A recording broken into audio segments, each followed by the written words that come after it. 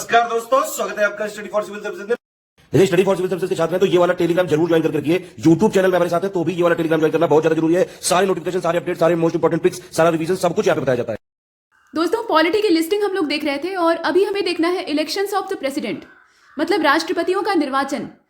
आज़ादी के बाद जब संविधान लागू होता है यानी सन 1950, तो वहाँ से राष्ट्रपति का पद शुरू होता है।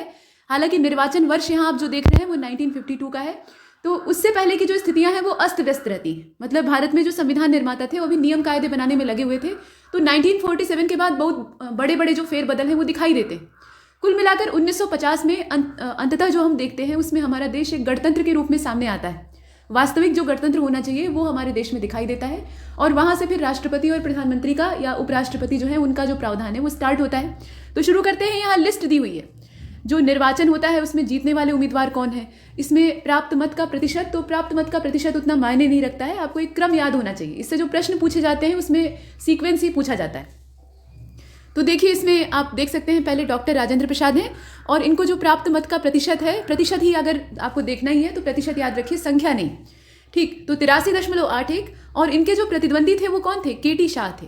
इनके प्रतिद्वंदी भी थे, इसमें कोई डाउट नहीं है, तो वो केटी शाह थे। और लास्ट में आप देख रहे हैं नंबर ऑफ वोटर्स सिक्योर्ड, जो ये परसेंटेज में दिया हुआ है, तो इसका जो प्रतिशत है वो अगर आंकड़े के लिहाज से देखा जाए तो 92,827 है, लेकिन प्रतिशत ही महत्वपूर्ण है, तो प्रतिशत आप यहाँ देख सकते हैं 15.3। इसके बाद 1957 की बात करें, यानी 5 साल बाद, 5 साल के अंतराल पे राष्ट्रपति का बदलाव होता है, आप जानते ही हैं। तो 1957 में फिर से डॉक्टर राजेंद्र प्रसाद यहाँ विजयी उम्मीदवार के तौर पर उभरते हैं, और इनका जो यहाँ प्राप्त मत का प्रतिशत है वो पहले की तुलना में और बढ़ जाता है, यानी 99.35%।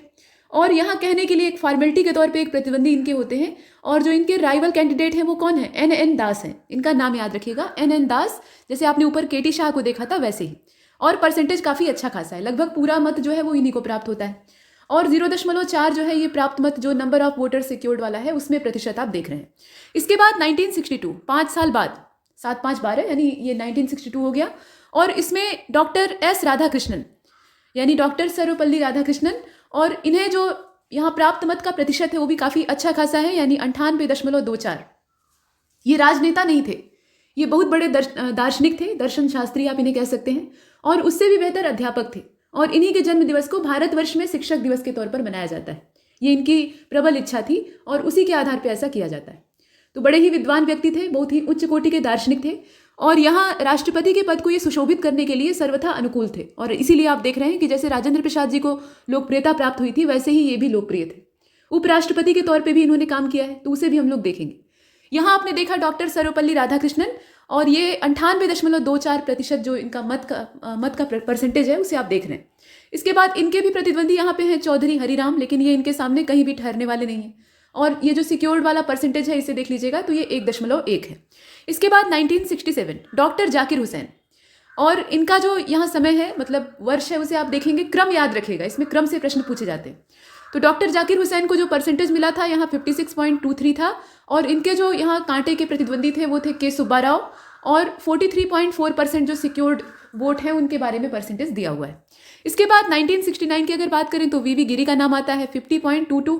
आपने देखा कि जितनी लोकप्रियता पीछे डॉक्टर राजेंद्र प्रसाद और डॉक्टर सर्वपल्ली राधाकृष्णन को प्राप्त थी, उतनी इन लोगों के पास नहीं।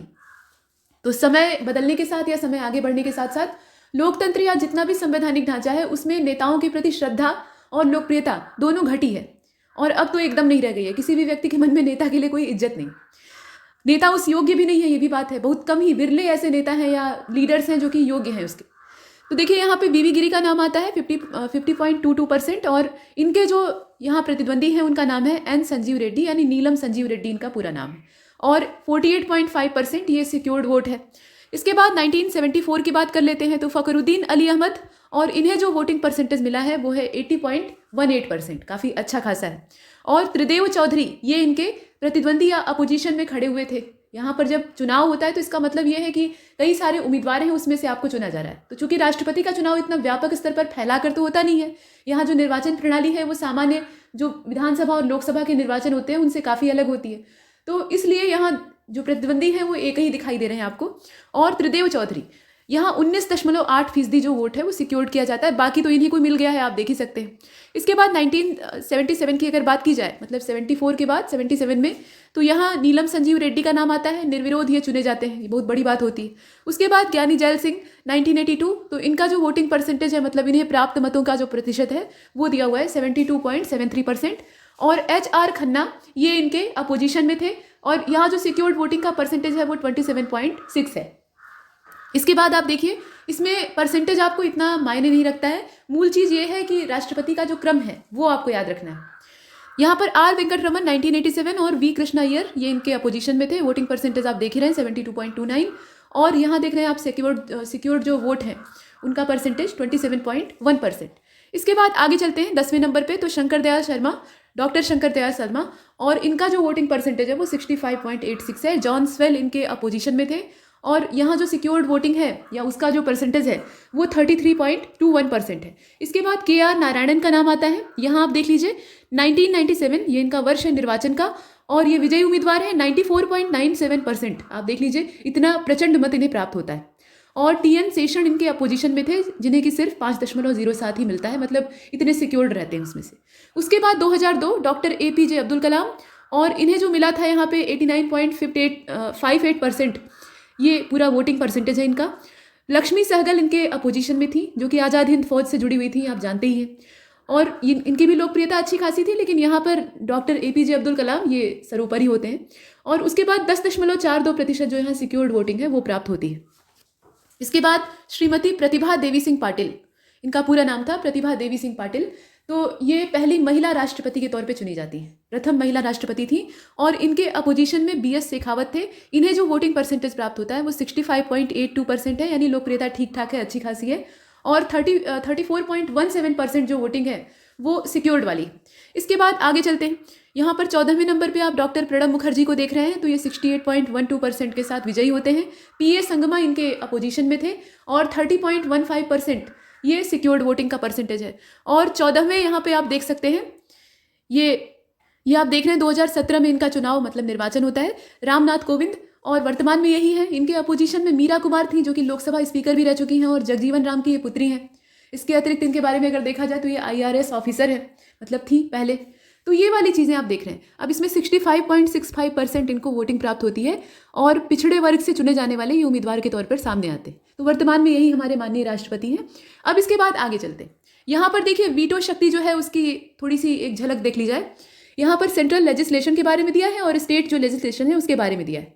और with regard to ordinary bills, यानी सामान्य विधेयकों के संबंध में यहाँ पर हम देखेंगे। सारिणी के 2 हिस्से हैं, और उसके बाद हम ये भी देखेंगे कि मनी बिल के बारे में क्या यहाँ प्रोविज़न है। तो जो ऑर्डिनरी बिल्स हैं उनके बारे में अगर देखा जाए तो केंद्रीय विधायिका के विषय में है कि कैन बी रेटिफाइड, यानी स्वीकृति दे सकता है। और जो राज्य विधायिका है उसके संबंध में अगर देखा जाए तो यहाँ भी स्वीकृति दे सकता है। ये राष्ट्रपति की वीटो पावर जो होती है उसके बारे में कहा जा रहा है। उसके बाद यहाँ देखिए जो इसके बारे में कहा गया, यानी केंद्रीय विधायिका के बारे में, पहली कंडीशन ये हो सकती है कि वो परमिशन दे दे, स्वीकृति दे दे। दूसरा ये है कि वो अस्वीकार कर सकता है, उसके पास ये भी शक्ति है, और वापस भी कर सकता है। ये विशेषाधिकार होता है जो कि राष्ट्रपति को प्राप्त होता है। कुछ ऐसी ही वीटो पावर राज्यपाल के पास भी होती है, काफ़ी मिलते जुलते ये पद होते हैं। इसके बाद कैन बी रिजेक्टेड, मतलब यहाँ भी वही हाल है राज्य विधायिकाओं की, तो यहाँ कैन बी रिजेक्टेड और कैन बी रिटर्न, मतलब वही हाल है, स्वीकृति दे सकता है, अस्वीकार कर सकता है, वापस कर सकता है। अब इसके बाद धन विधेयक में क्या होता है, ये तो ऑर्डिनरी बिल की हमने बात की जिसमें तीनों जो पावर है वो राष्ट्रपति के पास है। देखिए इसमें वो स्वीकृति दे सकता है, राष्ट्रपति की स्वीकृति के बिना वो कानून नहीं बनेगा। और can be rejected but can not be return, अस्वीकार कर सकता है लेकिन वापस नहीं कर सकता है। मनी बिल में यही समस्या होती है, और मनी बिल में पूरी तरह से लोकसभा जो होती है, और लोकसभा का मतलब यहाँ आप समझ सकते हैं कि जो सत्ताधारी पार्टी है वो पूरी तरह से निरंकुश होती है, यहाँ निरंकुशता इन्हें प्राप्त होती है। तो मनी बिल का नाम देकर या मनी बिल का जो मुखौटा है वो लगा के ऑर्डिनरी बिल भी अपने मनमाने तरीके से पास करवा लेते हैं। ये अपने तरीके से कॉन्स्टिट्यूशन को यूज़ करना जानते हैं। तो देखिए यहाँ पर ये अस्वीकार तो कर सकता है लेकिन वापस नहीं कर सकता। और राज्य विधायिकाओं की अगर बात की जाए तो वहाँ भी वही बात है कि स्वीकृति दे सकता है और रिजेक्ट कर सकता है लेकिन वापस नहीं कर सकता। अब इसके बाद आगे चलते हैं with regard to constitutional amendment bill. Bill के दो प्रकार हमने देखे, ऑर्डिनरी देखा और मनी बिल देखा। अभी इसके बाद देखना है कॉन्स्टिट्यूशनल अमेंडमेंट बिल में क्या हालचाल है राष्ट्रपति की वीटो पावर का।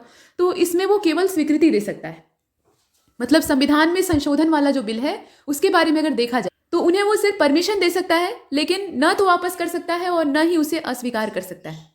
मतलब यहाँ पे ना तो इसे रिटर्न कर सकता है, ना ही रिजेक्टेड कर सकता है, तो काफ़ी सीमित शक्तियाँ इसके मामले में होती हैं। और कॉन्स्टिट्यूशनल, यहाँ पे आप देख रहे हैं जो राज्य वाला है उसके संदर्भ में, constitutional amendment bill can not be introduce in the state legislature. यहाँ पर कॉन्स्टिट्यूशनल अमेंडमेंट बिल जो है वो स्टेट लेजिस्लेचर में कभी भी इंट्रोड्यूस नहीं होता है। तो जब इंट्रोड्यूस ही नहीं होता है तो उसके बारे में स्वीकार करने या उसको परमिशन देने या रिटर्न करने की बात ही नहीं है। ये इंट्रोड्यूस कहाँ पे होता है? जो यहाँ केंद्रीय विधान परिषद या विधानसभा है, मतलब कुल मिलाकर जो संसद के 2 सदन हैं, यहाँ लोकसभा और राज्यसभा की बात हो रही है, वहाँ पे इसकी स्थितियाँ होती हैं। ये राज्य स्तर का होता नहीं है, संविधान ये केंद्रीय चीज़ है। तो यहाँ हमने देखा, यहाँ जब वीटो पावर का इस्तेमाल ही नहीं हो सकता क्योंकि संशोधन बिल जो है वो राज्य विधायिकाओं में प्रस्तुत नहीं हो सकता। इसके बाद आगे चलते हैं, यहाँ पर उपराष्ट्रपतियों के जो निर्वाचन की बात है उसको देख लेते हैं। तो 1952 से ये प्रक्रिया स्टार्ट होती है और 2017 तक का जो आंकड़ा है वो दिया हुआ है। अब यहाँ अगर आप देखें तो इलेक्शन ईयर दिया है, विक्टोरियस कैंडिडेट का नाम दिया है और नंबर ऑफ वोट सिक्योर्ड वो दे रखे हैं। रनर अप कैंडिडेट यानी उनके जो प्रतिद्वंदी थे उनके नाम क्या थे वो देखना है, और नंबर ऑफ वोट सिक्योर्ड, उनके नंबर ऑफ वोट सिक्योर्ड कौन से थे, ये बात। तो यहाँ अगर देखा जाए तो 1952 से स्टार्ट होता है ये पूरा सिलसिला, और सबसे पहले जो हमारे वाइस प्रेसिडेंट चुने जाते हैं वो हैं डॉक्टर सर्वपल्ली राधाकृष्णन, जो कि द्वितीय राष्ट्रपति के तौर पे भी दिखाई देते हैं। एक विद्वान और दार्शनिक व्यक्ति, निश्चित रूप से बेहद सम्मानित। अब यहाँ अगर आप देखें तो ये अनअपोज्ड, मतलब इन्हें निर्विरोध निर्वाचित किया गया था, इनका कोई विरोधी नहीं था और होना भी नहीं चाहिए। इसके बाद फिर देखिए 1957 डॉक्टर सर्वपल्ली राधाकृष्णन, और फिर से ये अनअपोज्ड होते हैं यानी निर्विरोध चुने जाते हैं। तो जब ये 2 बार, मतलब इनका जो कार्यकाल है वो दोहरा है 5-5 साल का, तो इसमें ये निर्विरोध ही निर्वाचित होते हैं। अब इसके बाद आगे चलते हैं, और इसीलिए यहाँ पर तब नंबर ऑफ वोट सिक्योर्ड का कोई मतलब नहीं रह जाता है, तो उसको देखने की आवश्यकता ही नहीं है। और वैसे भी वोट का नंबर नहीं पूछेगा परीक्षा में, जो प्रीलिम्स एग्जामिनेशन होते हैं उसमें ये नहीं पूछेगा कि कितना वोट मिला था, बस सीक्वेंस आपको याद रहना चाहिए। तो देखिए यहाँ 1962 तो डॉक्टर जाकिर हुसैन ये यहाँ पर वाइस प्रेसिडेंट की हैसियत से विजयी होते हैं, और 568 ये नंबर ऑफ वोट सिक्योर्ड है इनके द्वारा। रनर अप कैंडिडेट कौन है इनके, तो यहाँ पर मौजूद है एन सामंत सिंह, और इनका जो यहाँ पे वोट सिक्योर्ड है वो है 14। नेक्स्ट आगे चलते हैं, यहाँ पर वीवी गिरी का नाम आता है, 486 इनका सिक्योर्ड वोट है, और 1967 का वर्ष है। प्रोफेसर हबीब इनके अपोजिशन में रहते हैं या इनके रनर अप कैंडिडेट के तौर पे दिखाई देते हैं, और उनका जो सिक्योर्ड वोटिंग परसेंटेज, माफ कीजिएगा यहाँ पे आंकड़ा दिया हुआ है, परसेंटेज नहीं है, तो वो 192 है। इसके बाद आगे चले तो यहाँ पे आप 5वें नंबर के पॉइंट को देख रहे हैं, GS पाठक, और 1969 ये इनका समय है। HV कामत इनके अपोजिशन में रहते हैं यानी इनके रनर अप रहते हैं, और 400 जो है ये इनका सिक्योर्ड है, और 156 ये इनका सिक्योर्ड है। इसके बाद BD जत्ती को देख रहे हैं, यहाँ नीचे सिर्फ BD लिखा हुआ है, पूरा नाम इनका BD जत्ती था, और 1974 ये इनका समय है, वर्ष आपको याद रखना है। और यहाँ अगर आप देखें तो 521 ये इनका सिक्योर्ड वोटिंग है, जबकि NE होरो इनके अपोजिशन में या रनर अप के तौर पे थे, 141 उनके हिस्से में जाता है। इसके बाद M हिदायतुल्ला का नाम आता है, और इनके बारे में एक बार जो KBC होता है यानी कौन बनेगा करोड़पति, उसमें क्वेश्चन भी पूछा गया था, और जो कैंडिडेट उस समय हॉट सीट पर बैठा हुआ था वो इस प्रश्न को गलत करता है। तो UPSC की तैयारी करने के बहुत सारे फायदे होते हैं। खैर, अब यहाँ देखिए आप, जो M हिदायतुल्ला है ये निर्विरोध निर्वाचित होते हैं, मतलब ये भी अनअपोज्ड होते हैं, ये भी बड़ी बात है। 1979 की बात है, वर्ष आपको याद रखना है। उसके बाद R वेंकट रमन को आप देखें तो इनके अपोजिशन में BC काम्बली है, और इन्हें जो वोटिंग सिक्योर्ड होती है या वोटिंग परसेंटेज यहाँ पे सिक्योर्ड होता है, यहाँ आंकड़ा ही दिया है 508। इनका जो वोटिंग सिक्योर्ड है या वोट सिक्योर्ड है वो 207 है। यहाँ अगर आप देखें तो वर्ष जो है वो 1984 है, तो सिक्योर्ड वोट को जाने दीजिए, सिर्फ नाम देखिए। इसके बाद R वेंकट रमन के नीचे डॉक्टर शंकर दयाल शर्मा का नाम आता है 1987, और ये अनअपोज्ड है यानी निर्विरोध निर्वाचित होते हैं। इसके बाद 1992 में आप KR नारायणन को देख रहे हैं, और इनके अपोजिशन में काका जोगिंदर सिंह थे, इनका नाम काफ़ी अच्छा है, और 700 जो है वो सिक्योर्ड होता है नारायणन साहब को, और जोगिंदर सिंह को सिर्फ 1, मतलब यहाँ पे बहुत ही कम।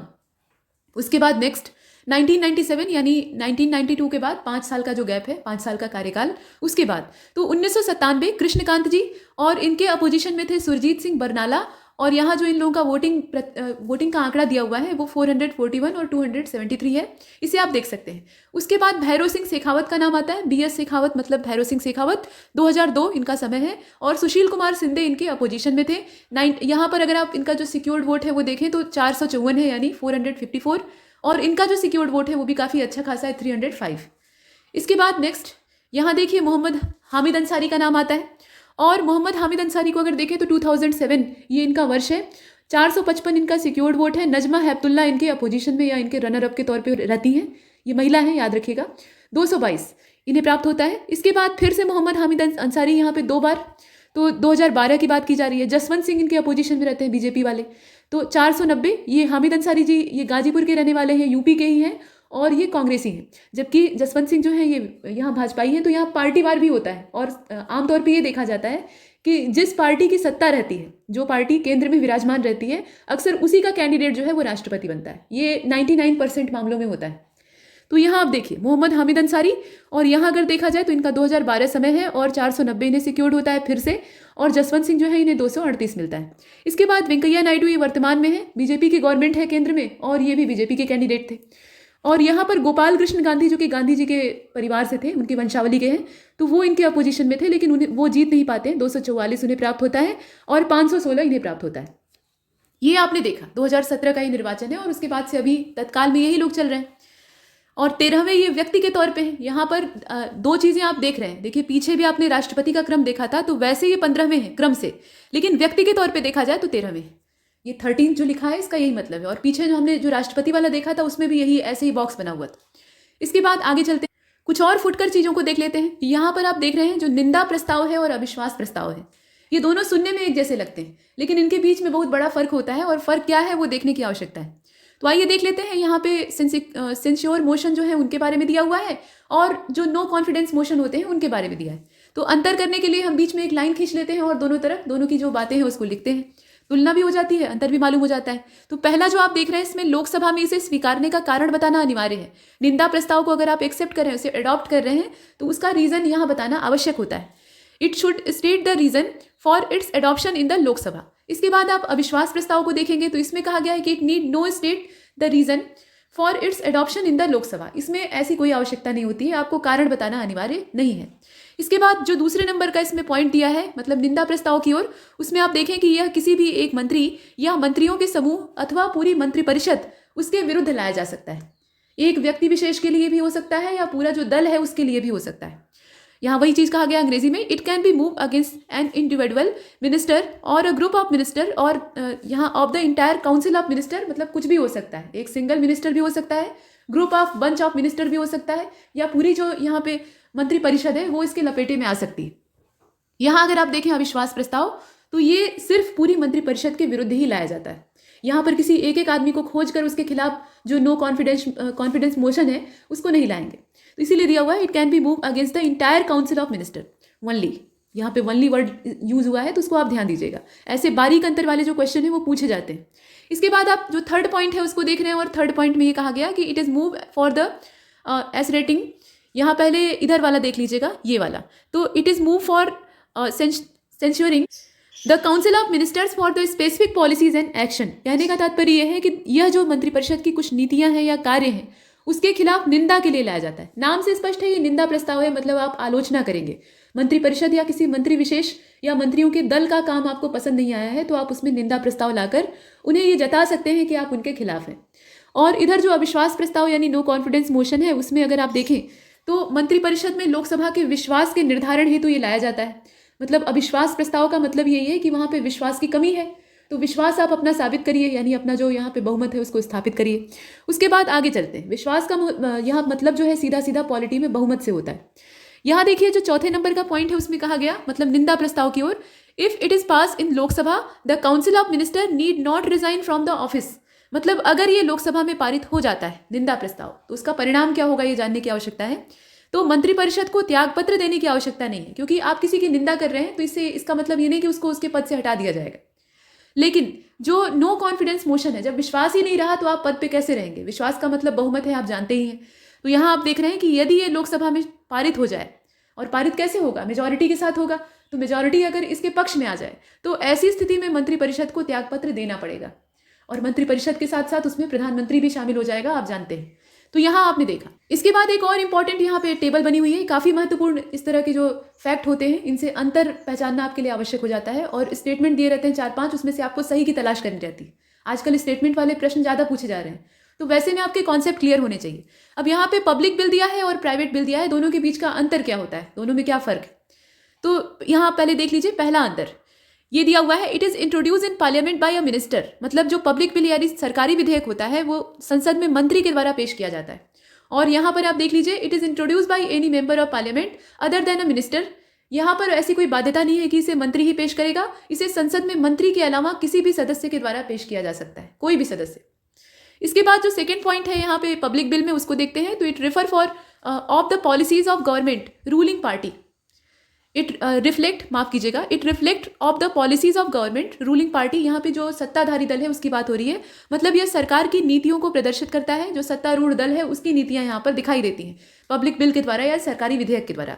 और इधर अगर देखा जाए जो प्राइवेट बिल है यानी गैर सरकारी है, तो वह सार्वजनिक मामले पर विपक्षी दल के मंतव्य को प्रदर्शित करता है। विपक्ष जो है इसमें अपना जो मंशा है उसको जाहिर कर सकता है। इसके बाद तीसरे नंबर के पॉइंट में आप देख रहे हैं, it has greater chance to approved by the parliament. जो सरकारी विधेयक होता है उसके संसद द्वारा पारित होने की पूरी उम्मीद होती है, और क्यों न हो जब ये सत्ताधारी पार्टी के द्वारा लाया गया है। मतलब यहाँ पे पूरा नियंत्रण सरकार के हाथ में है, तो सरकार तो अपने हिसाब से पारित करवा ही लेगी। लेकिन यहाँ जो गैर सरकारी विधेयक है उसके साथ ऐसा नहीं होता, इसमें विपक्ष का योगदान होता है, तो विपक्ष की बात कम ही सुनी जाती है, आप देख ही रहे हैं।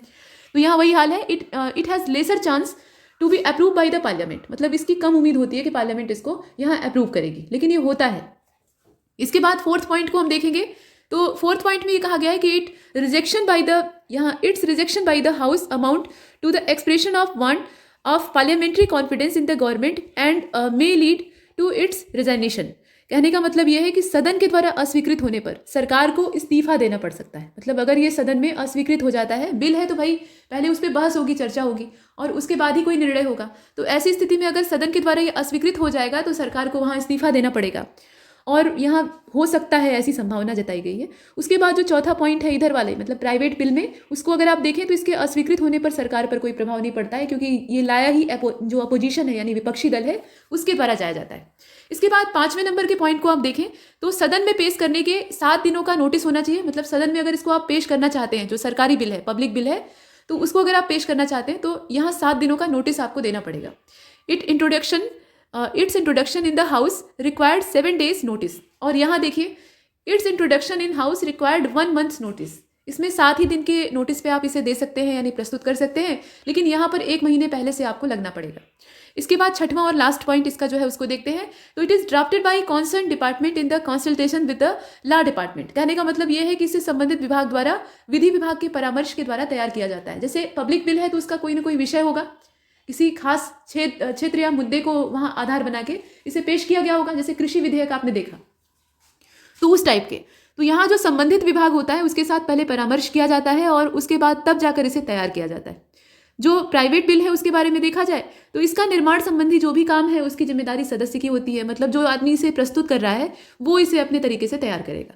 ये पूरा अंतर है दोनों के बीच में, तो काफ़ी बड़े बड़े अंतर हैं और महत्वपूर्ण है, इन्हें ध्यान दीजिएगा। आगे चलते हैं, यहाँ आप देख लीजिए ordinary bill versus money bill, यानी साधारण विधेयक बनाम धन विधेयक। तो ऑर्डिनरी बिल की अगर बात की जाए तो इसे लोकसभा या राज्यसभा में कहीं भी पुनः स्थापित किया जा सकता है। मतलब it can be introduce either in Lok Sabha और द राज्यसभा। लेकिन जो धन विधेयक है वो सिर्फ लोकसभा में पुनः स्थापित किया जा सकता है। धन विधेयक के मामले में जैसा कि मैंने पीछे बताया, लोकसभा निरंकुश होती है और it can be introduce only in the Lok Sabha, not in Rajya Sabha. इसके बाद जो सेकेंड वाला पॉइंट है यहाँ पे जो साधारण विधेयक है उसके संदर्भ में, it can be introduce either bye a minister और बाय अ प्राइवेट मेंबर। मतलब ये मंत्री या गैर सरकारी सदस्य के द्वारा पुनर्स्थापित किया जा सकता है। लेकिन जो मनी बिल है उसके बारे में ये सिर्फ मंत्री के द्वारा पुनर्स्थापित किया जा सकता है। मतलब यहाँ पे introduce only by a minister. इसके बाद जो थर्ड पॉइंट है उसमें आप देखें, यह बिना राष्ट्रपति की संस्तुति के ही पुनर्स्थापित किया जा सकता है। मतलब it is introduce without the recommendation of the president. और जो थर्ड पॉइंट यहाँ पे आप देख रहे हैं मनी बिल का, it can be introduce only on, यहाँ आप देख लीजिए, only on the recommendation of the president. मतलब इसे सिर्फ राष्ट्रपति की संस्तुति से ही पुनर्स्थापित किया जा सकता है। इसके बाद आगे चलते हैं, तो यहाँ 4th नंबर का जो पॉइंट है उसे आप देख रहे हैं, उसके बाद 5th है और 6th है। तो 4th पॉइंट में देखा जाए, इट कैन बी अमेंडेड और रिजेक्टेड बाय द लोकसभा। मतलब यहाँ लोकसभा का भी अपना अधिकार क्षेत्र होता है। तो जो साधारण विधेयक है उसमें लोकसभा अधिकार रखती है, इसे राज्यसभा के द्वारा अमेंडेड किया जा सकता है। माफ कीजिएगा, यहाँ पे लोकसभा और राज्यसभा दोनों के अधिकार होते हैं, तो राज्यसभा भी यहाँ पे अपना अधिकार रखती है और राज्यसभा के द्वारा इसमें अमेंडमेंट किया जा सकता है और या फिर इसे अस्वीकृत भी किया जा सकता है। वो चाहे तो इसे रिजेक्ट कर सकती है। लेकिन जो 4th पॉइंट इधर वाला मनी बिल का है उसमें आप देख रहे हैं, इसमें राज्यसभा कोई संशोधन या अस्वीकृति नहीं दे सकती। इसमें पूरा जो कॉपीराइट होता है वो लोकसभा के पास होता है। इसके बाद 5वें नंबर के पॉइंट को देखें, इसे राज्यसभा में अधिकतम 6 माह के लिए रोका जा सकता है। मतलब राज्यसभा इसे रोक सकती है लेकिन अंततः इसे देना ही होगा, मतलब आगे बढ़ाना ही पड़ेगा। तो अधिकतम 6 माह के लिए रोक सकती है और इसे सिर्फ 14 दिन के लिए रोक सकती है। मतलब जो मनी बिल है उसमें राज्यसभा की पावर वैसे भी कम है, लेकिन वो अड़ंगा डाल सकती है। लेकिन अड़ंगा भी कितना होगा, सिर्फ एक पखवाड़े का होगा, यानी 14 दिन तक ये चलेगा। उसके बाद फिर ये अपने आप आगे चला जाएगा, मतलब राज्यसभा को इसे देना पड़ेगा। इसके बाद 6वें नंबर का जो पॉइंट है वो सिर्फ फॉर्मेलिटी है, ये दिखाने के लिए कि भाई हमने आपको बराबर अधिकार दिया है, लेकिन वास्तविक जो शक्तियां हैं वो मनी बिल के रिस्पेक्ट में लोकसभा के पास ही होती है। इसके बाद जो 6वां पॉइंट है उसे देखेंगे। अब यहाँ आप देख रहे हैं, it does not require the certification of the speaker when transmitted to Rajya Sabha और if it has organise in originated in Lok Sabha. मतलब कहने का मतलब यह है कि जो साधारण विधेयक होता है उसमें राज्यसभा में भेजने के लिए अध्यक्ष के प्रमाणन की जरूरत नहीं होती। और यहाँ जो 6वां पॉइंट आप मनी बिल में देख रहे हैं उसमें अध्यक्ष के प्रमाणन की आवश्यकता होती है, अदरवाइज उसे यहाँ पास नहीं किया जा सकता है। उसके बाद 7वें नंबर के पॉइंट को आप यहाँ पे देख रहे हैं, it is sent for president's assent only after being approved by both the houses in case of deadlock due to disagreement between two houses, a joint sitting of both houses can be summoned by the president। मतलब इसमें होता यह है कि दोनों की सहमति आवश्यक है, इसमें राज्यसभा का भी राइट है, तो दोनों की सहमति के साथ ही जब यहाँ बिल आएगा तब जाकर उसे राष्ट्रपति की मुहर के लिए भेजा जाएगा। अगर ऐसा नहीं होता है, दोनों के बीच में ही बिल को लेकर मतभेद हो जाता है, साधारण बिल की बात हो रही है, तो ऐसी स्थिति में फिर राष्ट्रपति को वहाँ झगड़ा निपटाना पड़ता है, यानी एक ज्वाइंट सेशन ऑर्गेनाइज करना पड़ता है और उसमें दोनों सदनों को बुलाकर उनकी बात सुननी पड़ती है। ठीक, और यहाँ जो मनी बिल है उसके बारे में देखा जाए तो इसमें विवाद का प्रश्न ही नहीं है, क्योंकि लोकसभा की मुट्ठी में ये सब कुछ होता है। इसीलिए तो जो सत्ताधारी पार्टियां होती हैं वो किसी भी बिल पर मनी बिल का टैग लगा के, लेबल लगा के उसे पास करवा लेती। तो लोकसभा में पारित होने के बाद राष्ट्रपति की मंजूरी के लिए इसे भेजा जाता है और दोनों सदनों के बीच में असहमति की कोई बात ही नहीं, क्योंकि राज्यसभा को कोई राइट ही नहीं है। तो संयुक्त बैठक इसमें होने वाली है नहीं, क्योंकि मतभेद होगा तभी यहाँ पे ज्वाइंट सेशन होगा, अदरवाइज नहीं। यहाँ तक हमने देखा। इसके बाद 8वें पॉइंट को देखेगा और 9वां भी है। तो 8वें पॉइंट में ये कहा गया है कि डिफीट इन द लोकसभा में lead to the resignation of the government. मतलब if it is introduce by minister, कहने का तात्पर्य यह है कि इसके लोकसभा में अस्वीकृत होने पर, ये जो साधारण बिल होता है इसके लोकसभा में अस्वीकृत होने पर सरकार को त्यागपत्र देना पड़ सकता है यदि इसे मंत्री ने पुनर्स्थापित किया हो। और यहाँ मनी बिल के साथ क्या है, तो इसे लोकसभा में अस्वीकृत होने पर सरकार को त्यागपत्र देना पड़ सकता है। मतलब लोकसभा के पास पूरा दारोमदार तो है, लेकिन अगर बाई चांस, ऐसा होता नहीं है, लेकिन बाई चांस अगर लोकसभा में ये रिजेक्टेड हो जाता है या मतलब अस्वीकृत हो जाता है, तो ऐसी कंडीशन में यहाँ भी सरकार को त्यागपत्र देना पड़ेगा, क्योंकि ये बहुमत का प्रश्न बन जाता है फिर। इसके बाद 9वें नंबर के पॉइंट को देखेंगे तो इसमें ये कहा गया कि इसे अस्वीकृत, मतलब जो ऑर्डिनरी बिल होता है उसके बारे में कहा जा रहा है, इसे अस्वीकृत या पारित या राष्ट्रपति के द्वारा पुनर्विचार के लिए भेजा जा सकता है। लेकिन इसमें आप देखेंगे कि इट कैन बी रिजेक्टेड और approved but can not be return for the reconsideration by the president. कहने का मतलब ये कि इसे अस्वीकृत या पारित तो किया जा सकता है, लेकिन राष्ट्रपति द्वारा पुनर्विचार के लिए लौटाया नहीं जा सकता है। मतलब यहाँ प्रेसिडेंट भी बाध्य होता है, अर्थात पूरा जो नियंत्रण है वो असल में कैबिनेट का जो लीडर है यानी प्राइम मिनिस्टर, उसके हाथ में होता है। यहाँ आपने देखा। इसके बाद आगे चलते हैं। यहाँ एक और अंतर हम देखेंगे जिसमें कि हम कंपेयर करेंगे इंडियन और अमेरिकन जो सुप्रीम कोर्ट है उसे, मतलब भारतीय उच्चतम न्यायालय और अमेरिकी उच्चतम न्यायालय जो है उसके बीच में तुलना करके देखते हैं कि अंतर क्या है। दोनों कोर्ट है, न्याय करना उनका क्षेत्र है, लेकिन उसमें फर्क है। तो फर्क ये है, पहला अंतर आप देखिए, जो भारतीय उच्चतम न्यायालय है उसके बारे में दिया हुआ है, इसका वास्तविक न्याय क्षेत्र संघीय मामलों तक सीमित है। ध्यान दीजिएगा, जो फेडरल केसेस होते हैं वहीं तक इसका जुरिडिक्शन जो एरिया है वो सीमित है, लिमिटेड है। जबकि यहाँ अमेरिकन सुप्रीम कोर्ट को अगर देखें तो it is original jurisdiction cover not only federal cases, मतलब केवल जो संघीय मामले हैं वहीं तक नहीं, but also cases relating to the naval forces, maritime activities, ambassadors etcetera. मतलब इसका क्षेत्र थोड़ा सा बड़ा है, यहाँ पे शक्तियाँ ज़्यादा इसके पास हैं। इसके वास्तविक न्याय क्षेत्र में केवल संघीय मामले ही नहीं बल्कि नौसेना, समुद्री और राजदूतों से संबंधित जो मामले होते हैं यानी एम्बेसडर्स से रिलेटेड जो यहाँ पे कॉजेज होते हैं वो सब आ सकते हैं। इसके बाद सेकेंड वाला पॉइंट देखते हैं जो इंडियन सुप्रीम कोर्ट है उसके बारे में। तो it appellate jurisdiction cover constitutional, civil and criminal cases, यानी इसके अपीलीय न्याय क्षेत्र में संवैधानिक, जन अधिकार एवं आपराधिक मामले ये सभी शामिल हैं, ये जितने हैं वो सब शामिल हैं। लेकिन अमेरिकन जो सुप्रीम कोर्ट है उसे देखें तो इसके अपीलीय न्याय क्षेत्र में केवल संवैधानिक मामले आते हैं, केवल और केवल जो कॉन्स्टिट्यूशनल केसेस होते हैं वो इसके अंतर्गत शामिल किए गए। इसके बाद थर्ड वाला जो पॉइंट है उसे देखेंगे तो it has very wide discretion to grant special leave to the appeal in any matter against the judgment of any court or tribunal except military। यहाँ पे मिलिट्री को छोड़कर कहा गया है, तो उसको आप ध्यान दीजिएगा। कहने का मतलब यह है कि इसका क्षेत्र व्यापक है। जो हमारा सुप्रीम कोर्ट है, इंडियन सुप्रीम कोर्ट, सर्वोच्च न्यायालय, उसका क्षेत्र बहुत व्यापक है। इसमें किसी भी मामले से संबंधित किसी न्यायालय के फैसले केवल जो सैन्य न्यायालय है उसको छोड़कर उसके खिलाफ अपील की जा सकती है। जो मिलिट्री कोर्ट है उनका अलग ही रूल होता है, उनका अलग रुतबा होता है। वहाँ पे उनके जो मामले होते हैं उनके खिलाफ अपील नहीं की जा सकती। मतलब वो अगर सुने जाएंगे तो उसी कोर्ट में सुने जाएंगे, उसके लिए हम सुप्रीम कोर्ट में जाकर दरवाज़ा नहीं खटखटा सकते। और जो थर्ड वाला पॉइंट यहाँ पे अमेरिकन सुप्रीम कोर्ट के बारे में है, तो उसमें इस प्रकार की जो पावर्स हैं वो नहीं पाई जाती हैं। ये जो पावर्स हैं ये सिर्फ इंडियन सुप्रीम कोर्ट के पास है। तो कुछ पावर अच्छी वाली अमेरिका के पास है और कुछ पावर जो अच्छी वाली है वो इंडिया के पास है। इसके बाद आप चौथे पॉइंट, पाँचवें और छठवें को भी देखेंगे। तो जो चौथा पॉइंट है उसमें कहा गया कि यह सलाहकार न्याय क्षेत्र है, मतलब इट हैज़ एडवाइजरी जुरिडिक्शन। और फोर्थ वाला जो यहाँ पे अमेरिकन सुप्रीम कोर्ट के बारे में आप देख रहे हैं, इसके पास कोई सलाहकार न्याय क्षेत्र नहीं होता है, मतलब it has no advisory jurisdiction.